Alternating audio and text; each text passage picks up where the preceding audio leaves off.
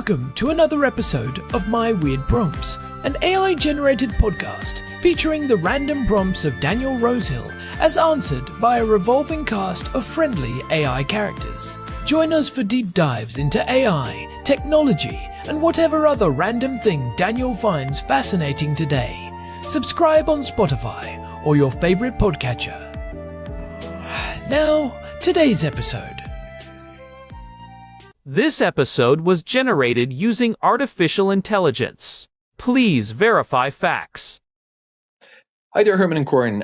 So we have been chatting in our recent episodes. We took some very colorful detours to get here. We were talking about, I think it's a natural evolution.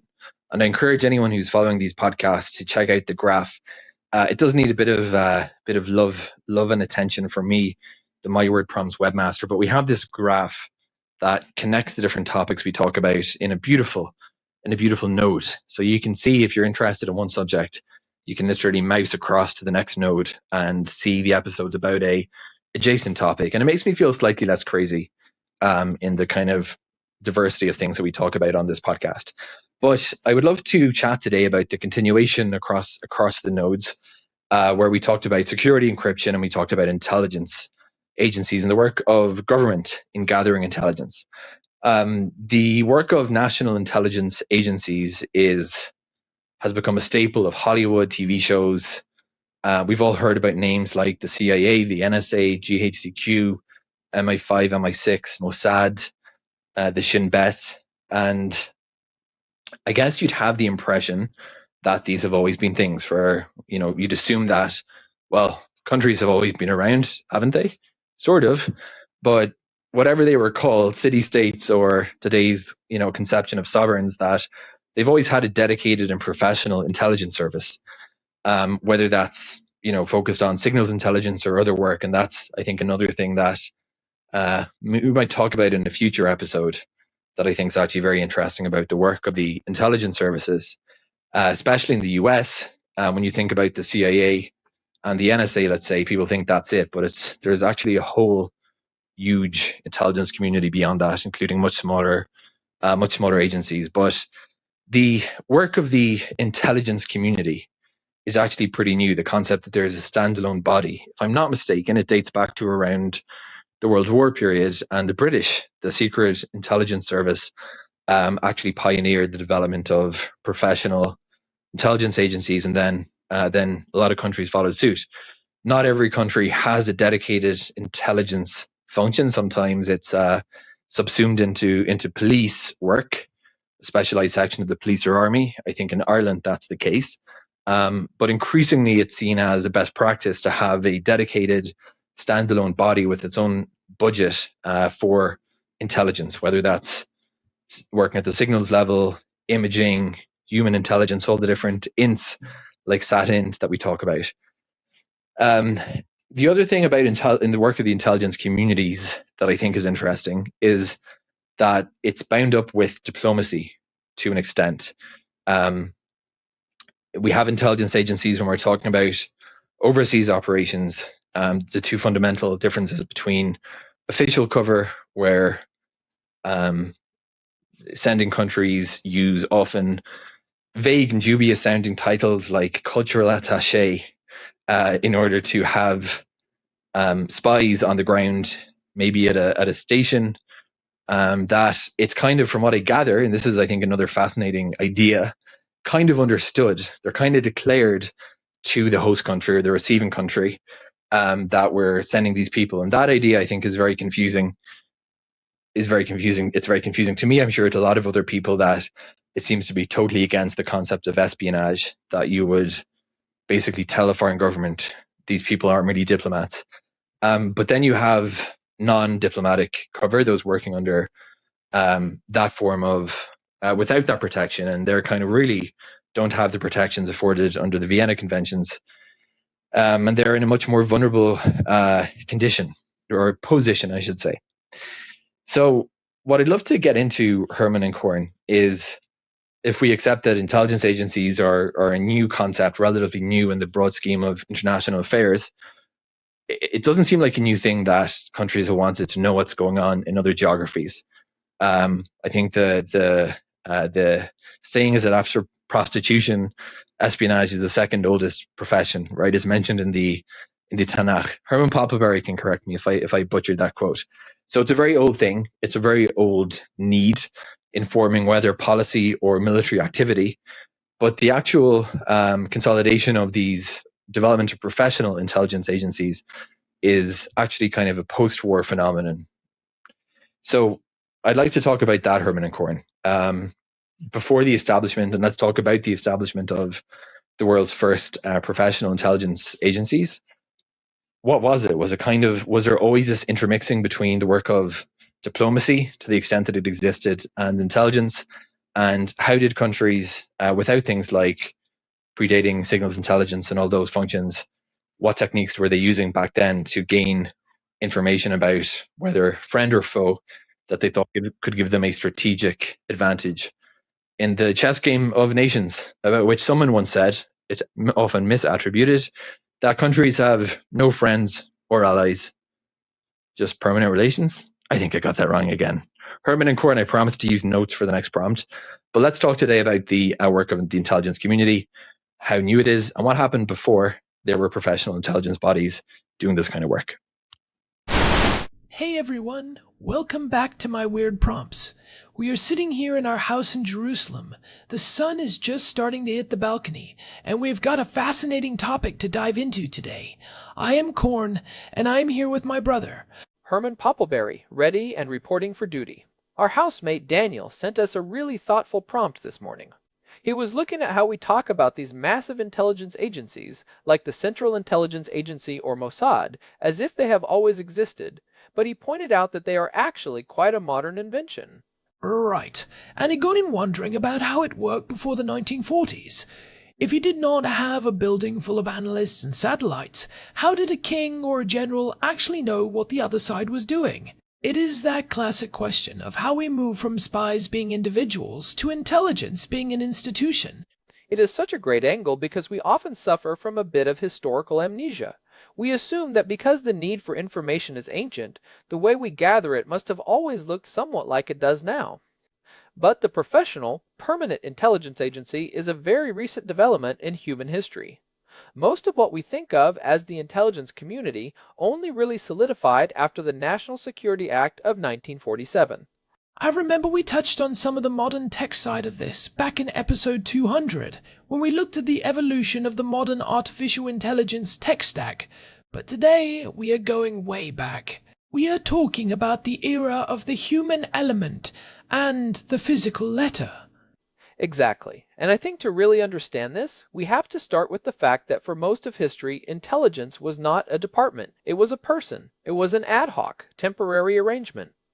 If a king wanted to know if the neighboring kingdom was preparing for war, he did not call his director of national intelligence. He probably called his most trusted cousin or a merchant who traveled that route often. So it was more about personal networks than institutional knowledge. But Daniel's prompt asks about the techniques used before, things like signals intelligence. If I am a ruler in the year 1500, what is my version of a satellite photo? Your version of a satellite photo is a guy on a very fast horse with a good memory. Or, more accurately, it is the diplomatic pouch. One of the biggest points Daniel raised was the overlap between diplomacy and intelligence, and historically, they were almost the same thing. In the Renaissance period, particularly in places like Venice, the ambassador was expected to be a spy. That was his primary job. He was there to represent his sovereign, sure, but his main value was the reports he sent back about the health of the foreign king, the state of the treasury, and the gossip in the court. That is interesting because today we have very clear lines, at least on paper, between a diplomat and an intelligence officer. If a diplomat gets caught spying now, it is a huge international incident. But back then, it was just the job description. Pretty much. The Venetians were the masters of this. They developed this incredibly sophisticated system of diplomatic reporting called the relazioni. When an ambassador finished his term, he had to give a full detailed report to the Senate. They were so good at it that other countries started copying their methods. But even then, it was not a standalone agency. It was part of the diplomatic service.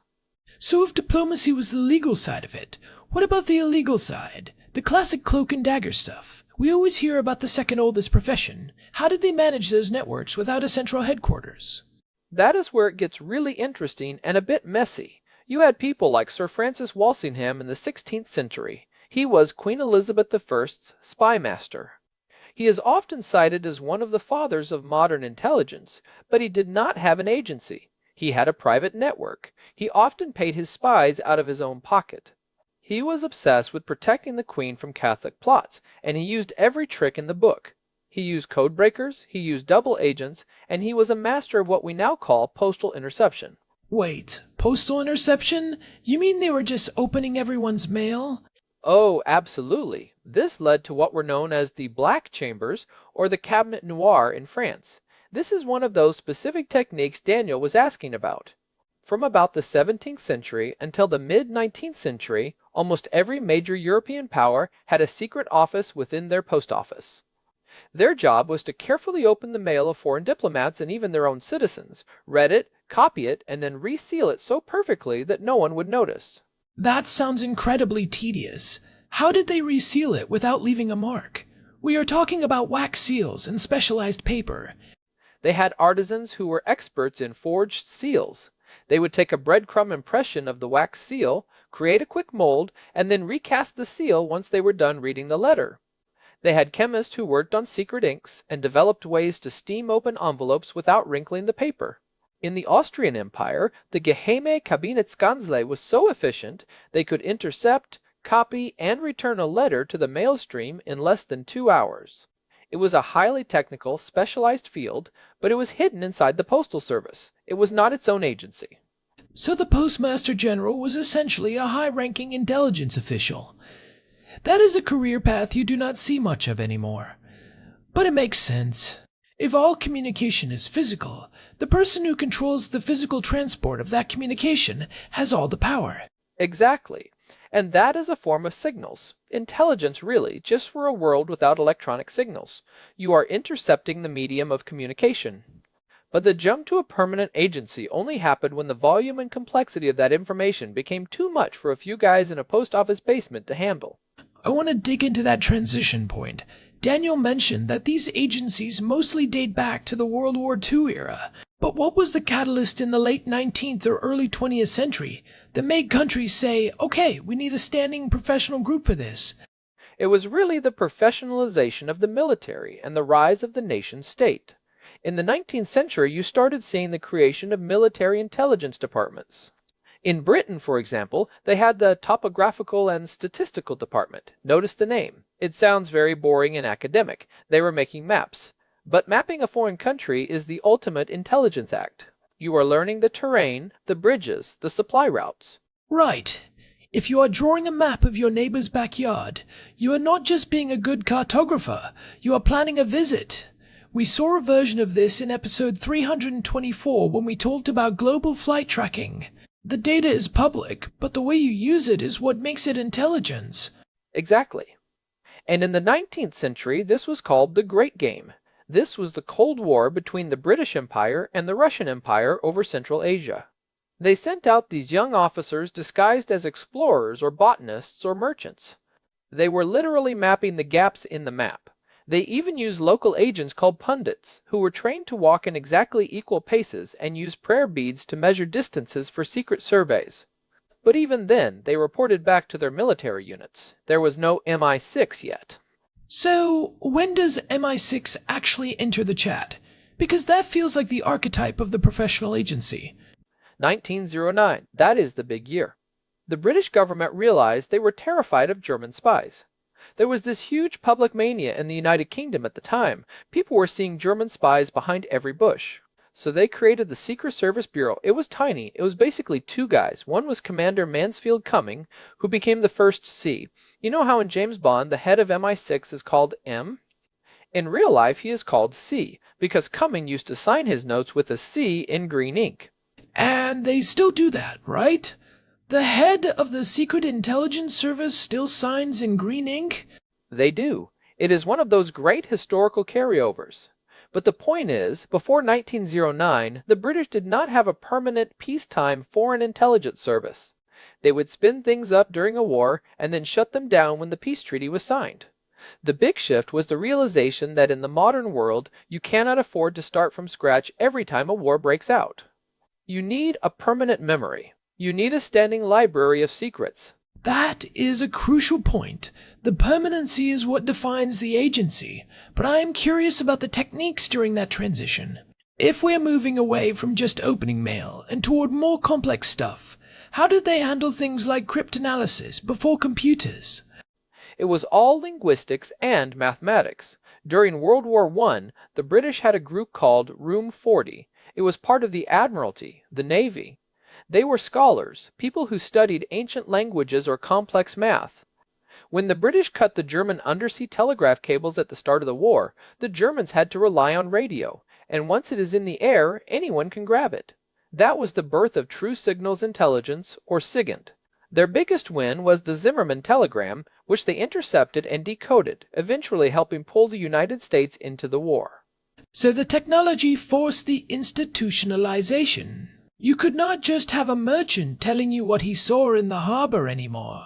You needed a room full of linguists and mathematicians working 24/7 to decode radio bursts. Exactly. And that required a budget, a building, and a hierarchy. It required a professional class of people who were not soldiers or diplomats, but analysts. And that is really where the modern intelligence community begins to take shape. But even after World War I, a lot of countries tried to go back to the old way. The United States is the famous example here. They had a code-breaking office called the Black Chamber after World War I, run by a guy named Herbert Yardley. But in 1929, the Secretary of State, Henry Stimson, shut it down. Why? Was it a budget thing? No, it was a moral thing. He famously said, "Gentlemen do not read each other's mail." He thought it was unseemly for a great power to be spying on its allies during peacetime. It was a very old-school, 19th century view of diplomacy. That feels so quaint now. It is hard to imagine a world where a Secretary of State would say that with a straight face. It really does. But it shows that the idea of a permanent intelligence agency was still being resisted. It took the absolute shock of Pearl Harbor and the Second World War for the United States to realize that Stimson's view was a luxury they could no longer afford. They needed the OSS, the Office of Strategic Services, which eventually became the CIA in 1947. So the CIA is really a product of the early Cold War. It is about that transition from the hot war of the 40s to the permanent state of readiness. Right. And that is when you get the intelligence community as we know it. It is not just one agency. It is a massive web. In the United States, you have 18 different organizations now, from the big ones like the CIA and the NSA to the smaller ones like the Coast Guard Intelligence or the Department of Energy's Intelligence Wing. It is a whole ecosystem. I want to go back to something Daniel asked about, which was the techniques used before modern developments. We've talked about mail and radio, but what about the human side? Did the way we recruit spies change when it became professionalized? That is a great question. In the old days, spying was often about money or coercion. You found a disgruntled clerk and you paid him, or you found someone with a secret and you blackmailed them. When it became professionalized, it became more about ideology and what we call tradecraft. You started seeing the development of formal schools for spying. During World War II, the British had a place called Camp X in Canada, where they trained agents in everything from silent killing to how to blend into a French village. So it went from an amateur pursuit to a science. You are not just a guy who knows things. You are an asset who has been trained in specific protocols. Exactly. And the terminology changed too. You started hearing about the intelligence cycle, requirements, collection, processing, analysis, and dissemination. It became a factory process. Before the 1900s, it was more like a boutique service for the king. It is interesting to think about how that change in structure changed the actual information. If you have a professional agency, they have to justify their existence, right? They have to produce reports. Does that create a situation where we are gathering more information than we actually need? That is one of the biggest critiques of the modern intelligence community. It is called the noise problem. In the era of Sir Francis Walsingham, you might get one letter every 3 months, but that letter was gold. Today, the NSA is collecting petabytes of data every day. The challenge is no longer getting the information. It is finding the signal in the noise. It is a completely different kind of intelligence work. It almost feels like we have come full circle. In the beginning, it was hard to get information because of physical distance and secrecy. Now, it is hard to get information because there is too much of it. That is a brilliant way to put it, and it is why the role of the analyst has become so much more important than the role of the spy on the ground in many ways. You need people who can connect the dots between a satellite photo of a grain silo, an intercepted phone call in a different country, and a change in the price of copper on the London Metal Exchange. That is the second-order effect Daniel was hinting at. When intelligence becomes an institution, it changes how the government actually thinks. It is not just about reacting to events, it is about trying to predict them using data. And it changes diplomacy, too. Remember how we said diplomats and spies used to be the same thing? Now they are often intentioned. A diplomat wants to build a relationship and trust. A spy wants to exploit that relationship for information. When they both work for the same government but at different agencies, you get these internal battles that would have been unthinkable in the 16th century. I wonder if we could talk about some specific examples of pre-modern intelligence that really gave a strategic advantage. You mentioned the Venetians, but what about non-Western examples? I am thinking of something like the Mongol Empire. They were famous for their communication networks. Oh, the Mongols were the masters of what we call tactical intelligence. They had a system called the Yam. It was a series of relay stations across their entire empire. A messenger could travel up to 200 miles a day by switching horses at these stations. This meant that Genghis Khan knew what was happening on the borders of his empire weeks before his enemies even knew a Mongol army was coming. So their advantage was speed. It was not necessarily that they had better spies, but that their information moved faster than anyone else's. Exactly. It was a network advantage, and they used their merchants. The Mongols were very pro-trade, and they encouraged merchants to travel. In return, the merchants acted as the eyes and ears of the Khan. If a city was poorly defended or if the local ruler was unpopular, the Mongols knew about it before they even arrived. It was a very efficient, very low-tech version of a global intelligence network. It is amazing how much of this comes down to infrastructure. Whether it is a Mongol horse relay or a modern fiber optic cable, the person who controls the path of the information wins. Every time. And if you look at the history of the British Empire, their intelligence advantage in the 19th century was the telegraph. They owned almost all the undersea cables in the world. If you wanted to send a message from South America to Europe, it probably went through a British-owned station. They did not even need to be in the country to listen in. That is such a huge point. It is the same thing we see today with the internet and where the servers are located. If the data passes through your territory, you have the right of way to look at it. It is the ultimate home field advantage. But to Daniel's point about the evolution of the community, the biggest change was the move from intelligence being a tool for war to intelligence being a tool for policy. Today, intelligence agencies weigh in on climate change, on global health, on economic trends. They have become a sort of shadow academic department for the government. Which brings up the question of transparency. In the old days, if a king had a spy, nobody cared because the king was the law. But in a modern democracy, having a massive secret agency is a bit of a paradox, right? It is a massive tension. We saw this in the 1970s with the Church Committee in the United States, which was the first time the public really got a look under the hood of the CIA and the FBI. People were shocked by what they found, things like MKUltra or the attempts to assassinate foreign leaders. That led to the creation of oversight committees. So the evolution of the community is not just about getting better at spying. It is about the struggle to make spying compatible with democracy. That is a really deep point. The institutionalization brought with it the need for oversight, which is something a Renaissance spy master would have found hilarious. Imagine telling Walsingham he had to report to a subcommittee on civil liberties. He would have had you thrown in the Tower of London before you finished the sentence. But that is the price of professionalization. When you become part of the state, you have to follow the rules of the state, at least in theory. I want to pivot back to the techniques for a second. We talked about mail and radio, but what about things like steganography, the art of hiding a message in plain sight? That feels like a very pre-modern technique that is still around today. It is one of the oldest tricks in the book. There is a story from Herodotus about a man who wanted to send a secret message. He shaved the head of his most trusted slave, tattooed the message on his scalp, waited for the hair to grow back, and then sent him on his way.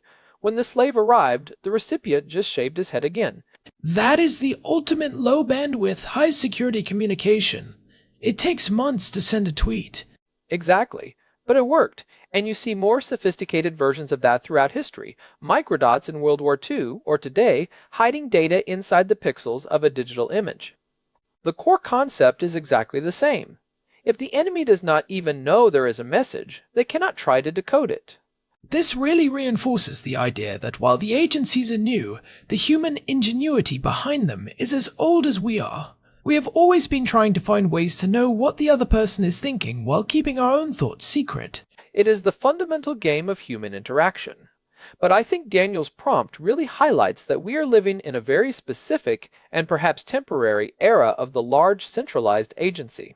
With the rise of open source intelligence, or OSINT, that central monopoly is starting to crack.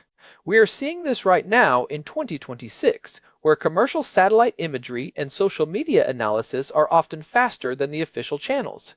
Right. When a teenager with a laptop and a satellite subscription can track a tank column as well as a CIA analyst can, the value of the agency changes. Precisely. The agency's value now is not just in having the data, but in having the context and the history to interpret it. But the collection part is being democratized. We might be moving into a future where the intelligence community looks more like a decentralized network again, much like it did in the days of the merchant spies, just with better tools. That is a fascinating prediction. It is like we are returning to the ad hoc nature of the past, but on a global digital scale. It is the cycle of history. We went from individuals to institutions, and now we might be moving to a hybrid of both. But the one thing that will never change is the need for a good story. At the end of the day, an intelligence report is just a story about what might happen next. And that is why we need people like you, Herman, to help us read between the lines. I think we have covered a lot of ground here, from the Black Chambers to the Yam of the Mongols. What are the big takeaways for our listeners who are trying to make sense of the headlines today? I think the first takeaway is that the intelligence community is much younger than you think. If you feel like these agencies are these ancient, immutable monoliths, remember that they are mostly younger than your grandparents. They are still evolving, and they are still trying to figure out their place in the world. And the second would be that the overlap between diplomacy and spying is not a bug. It is a feature. It has been there since the beginning. When you see a news story about a diplomat being expelled, you are seeing a very old dance that has been going on since the days of the Venetian Republic. Absolutely. And the third is that technology always dictates the form. Radio gave us the NSA. The telegraph gave us Room 40. The internet is giving us something entirely new that we probably do not even have a name for yet. That is a great place to wrap it up. Daniel, thank you for sending in such a deep prompt. It really pushed us to look at the long arc of history. Yeah, it was a blast.